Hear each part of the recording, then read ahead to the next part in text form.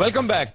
ख़वातीन हज़रात, आज हमारी ग्रुप डिस्कशन का मौजू है पैरेलल बैंकिंग यानी प्राइवेट साहूकारी और इसकी तबाहकारियां। इस हवाले से आज हमारे पैनल पे मौजूद हैं मोहतरमा हुमैरा अवैस शाहिद। आप पंजाब असेंबली की मेंबर हैं और आपकी वजह शोहरत दरअसल वही बिल है जो आपने प्राइवेट साहूकारी के हवाले से आज से 4 साल पहले पेश किया था और आज वो बड़े जतन करने के बाद हमारे कानून का हिस्सा बन चुका है। इनके अलावा हमारे साथ आज एक विक्टिम भी मौजूद हैं, समीना बीबी, जो प्राइवेट साहूकारी का मातम करती आपको सुनाई देंगी। हमारे साथ मौजूद हैं एक साहूकार साहब भी, वो भी हस्बे तौफीक हमारी गुफ्तगू में शरीक होंगे। इनके साथ बात करेंगे बाद में। गुफ्तगू का आगाज करते हैं हुमैरा साहिबा, आपसे ये बताइए कि ये प्राइवेट साहूकारी की जिल्लत है, ये क्या है और इससे किस तरह छुटकारा हासिल किया जा सकता है? कर्जों की जरूरत होती है तो प्राइवेट मनी लेंडर जो है वो नीड पूरी करता है।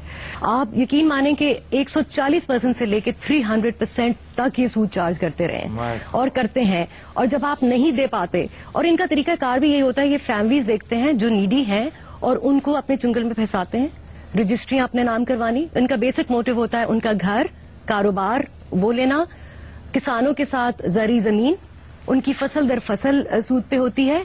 और कुछ ऐसे भी मामला सामने आए हैं कि जहां पे उनकी बच्चियों को एक्सप्लॉइट किया गया, उनको ब्रॉथल्स में बिठा दिया गया, जबरदस्ती शादी की गई, उसके अलावा बच्चों का कत्ल।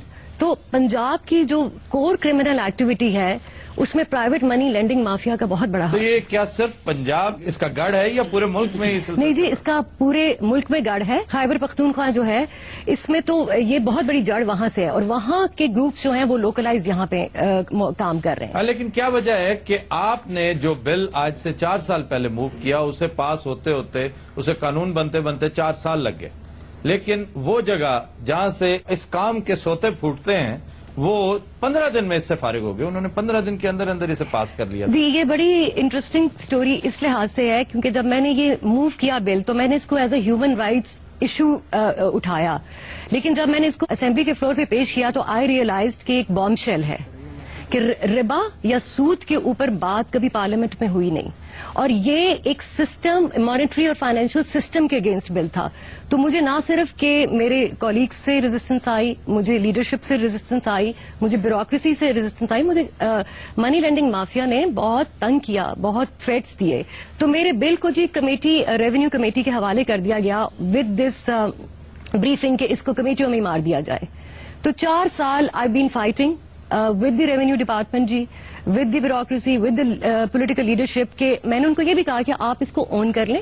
मेरा एज ए इंडिविजुअल ये काम था कि मैं पॉइंट आउट करूं कि ये बहुत अहम इशू है, लेकिन उनका ये था कि ये वापस नहीं जाएगा और रेवेन्यू डिपार्टमेंट ने ऑन रिकॉर्ड कह दिया जी कि हम नहीं इसको पास करेंगे। क्या वजह? मेलाफाइडी था या they were really scared of some mafia या उनके ऊपर कोई ऐसा इन्फ्लुएंस? जी, मनी लेंडर्स की बहुत सारी किस्में हैं।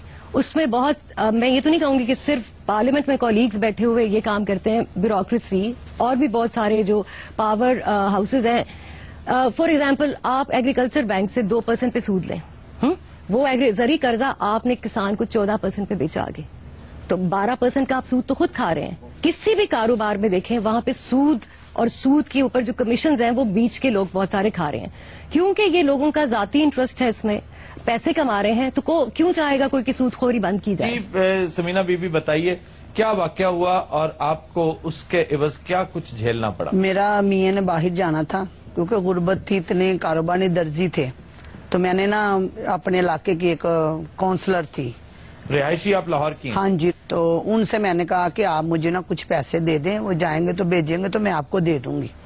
तो वो कहने लगी कि नहीं मेरे पास तो नहीं है, तो फलां औरत देती है, सूद पे तो मैं आपको ले देती हूँ।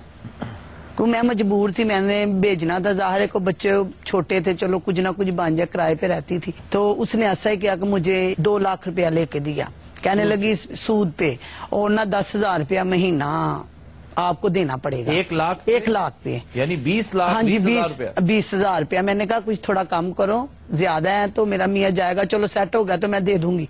तो कहने लगी नहीं जी आप मुझे ऐसा ही दे, तो अगर लेने हैं तो ले, तो मैंने सर ले लिए। यानी ये 120% सालाना बनता है। हाँ जी। तो हाँ आपने जी। समीना बीबी क्या सोच के इतना, उस वक्त किसी ने मना नहीं किया आपको कि आप आग में हाथ डाल? यही बेहतर लगा कि किसी से मिले नहीं थे, तो कहा चलो ले लेंगे, अगर मियाँ दर्जी है तो माशाल्लाह जाएगा, अच्छे काम कर लेते तो जल्दी दे दूंगी। تو بس جی وہ ادھر گئے، سیٹ بھی نہ ہوئے، کوئی 6 ماہ رہے، تو پھر میں نے دوسری جگہ سے پکڑے پیسے کو، چلو میں اس سے فارغ ہوں. وہ آ کے بولتی تھی، بدتمیزی کرتی تھی، کہنے لگی کوئی ضمانت پہ کوئی چیز لے کے آؤ. میں نے کہا آپ کو پتا ہے میرے پاس کچھ نہیں ہے. تو وہ میں نے اپنی بہنوں کا زیور اس کو دیا، تقریباً وہ کوئی 10 تولے ہوگا. وہ 2 لاکھ کی بجائے میں نے کوئی 10 لاکھ دے دیا اس کو. وہ کہنے لگی کہ میرے پاس تو اب نہ زیور کی، پھر آپ اصل رقم دیں گی تو میں آپ کو تو زیور اس دوں گی. وقت صورتحال یہ ہے کہ آپ کا زیور بھی ان کے پاس ہے، ہاں جی بالکل. آپ ٹی وی 10 لاکھ روپیہ بھی دے چکے ہاں ہیں. جی، اور ٹی وی، وی سی آر، میرے گھر کی چیزیں بھی وہ لے گئے. پھر اس نے کہا کہ مجھے تھانے پہ بلوا لیا جی. کہنے لگی جی میرا پیسہ نہیں یہ دے رہی. میں نے کہا کیوں؟ تو آپ کو تھانے بلایا گیا؟ ہاں جی بلایا گیا، میرے اوپر پرچہ کروایا گیا. کاہے کا؟ میرا پیسہ نہیں دیتی جی، انہوں نے لیا ہوا ہے. آپ یقین کریں کہ میرے چھوٹے چھوٹے بچے، میں 1 ماہ جیل کاٹ کے آئی ہوں اس عورت کی وجہ سے. تو اس وقت پھر کیس اس وقت ختم ہو بھی گیا سر یا؟ کیس چل رہا ہے. اچھا. آپ دیکھیں کہ کوئی پوچھنے والا نہیں ہے. میری والدہ بیمار ہوگی، ایک دفعہ میں ہاسپٹل جاتی اور دوسری دفعہ میں ضلع کچہریوں میں جاتی.